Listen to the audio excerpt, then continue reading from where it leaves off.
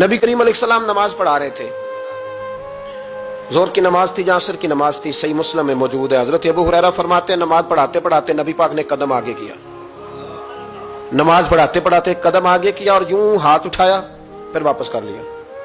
अब नमाज पढ़ के ना तो सलाम फेरा तो सहाबा अर्ज करने लगे या रसूल अल्लाह सल्लल्लाहु अलैहि वसल्लम, वो नमाज में पैर भी आगे किया तो हाथ भी उठाया, तो वजह क्या थी? अब पहला सवाल तो यह है कि आप लोग नमाज पढ़ रहे थे या हुजूर को देख रहे थे?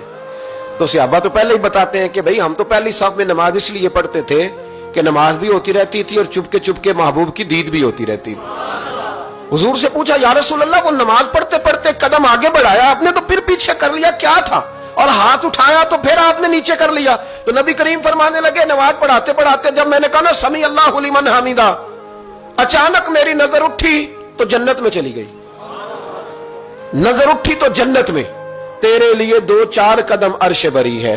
तो महबूब फरमाते हैं जब मेरी ऊपर नजर गई ना तो मैंने देखा कि अंगूरों का एक खोशा लटक रहा है जन्नत में, तो मैंने हाथ बढ़ाया कि तोड़ लूं। हुजूर खड़े हैं मस्जिद नबवी में और फरमाते हैं कि मैं यहां खड़े होकर हाथ ऊंचा करूं तो मेरा जन्नत तक पहुंच जाता है। फरमाया मेरा इरादा हुआ कि वो खोशा जन्नत का तोड़ लूं और जरा मैंने पैर आगे बढ़ाया ही था तो मेरे दिल में ख्याल आया कि जन्नत राज है तो राज ही रहनी चाहिए, ये राज खोल गया तो मजा नहीं आएगा।